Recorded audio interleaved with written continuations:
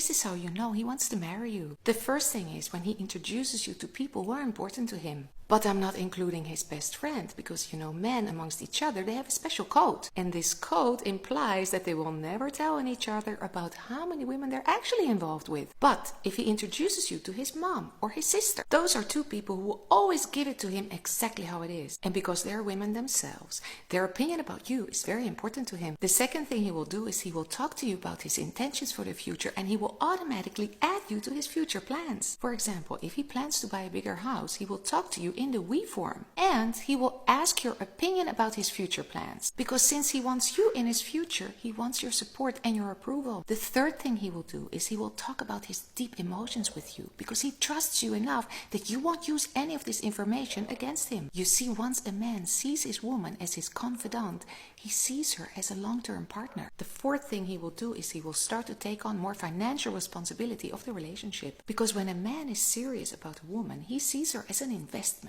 and he will literally invest money in her, which means that slowly from just paying date nights, he will start to pay more and more of the basic expenses for her, because this is how a man shows a woman that he's able to take the lead in the relationship. And the fifth thing he will do is when you have a problem, he will always try to solve it for you, because by doing these things for you, he makes you happy, and when you are happy, he has faith that he can have a future with you. This is how you will meet the man of your dreams. The first thing you need to do is you need to get rid of this list you have on your mind of how you think a man should be. For example, if you've written down that you want to meet a doctor, that's because you believe you would like to be a wife of a doctor. But here's the thing, most of the time, the kind of person we've described on our beautiful list is not the person we will end up with. And that's because the most important thing between two people is that there is chemistry, attraction, and that they can get along. And that has nothing to do with anybody's background. So this is what you should actually be looking at when you meet men. Number 1,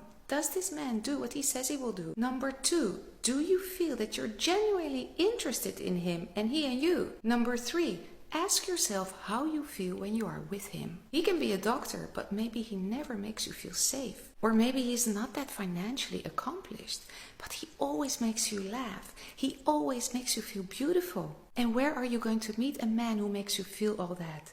You have to expand your social circles. Instead of sitting alone at home to scroll on a dating app, go and sign up at the local tennis club. It doesn't even matter that you don't have a tennis partner. You ask the club to add you to a group. You have to start to look at dating as if it's a job. For example, if you would be looking for a new job, would you just randomly scroll on the internet to see what's out there? No, you would choose the field that you're interested in, and you would only look in that section. It's the same with dating. You have to go to places where your person may hang out. So forget about your list how he should be, and start making a list of the activities that you will do so that he can find you. You will always choose a man in your life who will trigger something within you that you still need to work on. Have you ever wondered why you attract the same kind of partner over and over again? This is because we attract a partner in whom we recognize the kind of behavior that we've seen before in our parents. For example, if one or both of your parents weren't there for you when you were a child, as a grown-up, it's very likely that you will choose a partner who is emotionally unavailable. It's not just that you recognize the behavior,